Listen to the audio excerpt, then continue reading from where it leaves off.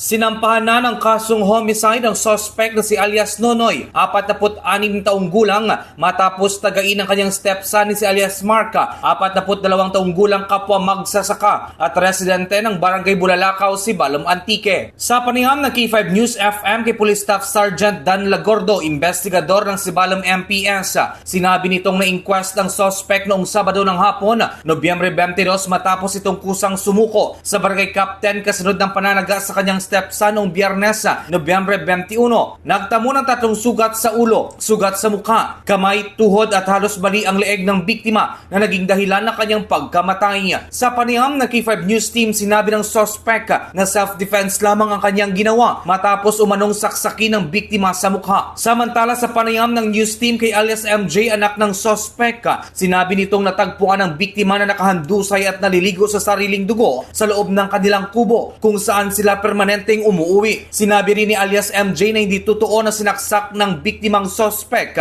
dahil natagpuan nilang kutsilyo sa labas ng kanilang bahay. Balita mula sa probinsya ng Antique kay K5 Joe Jen Kabatingan Murillo. Para sa kampiyon na balita, serbisyo publiko at kasiyahan sa Pilipinas, ang kampiyon na istasyon, K5 News FM. K5 News FM. News FM.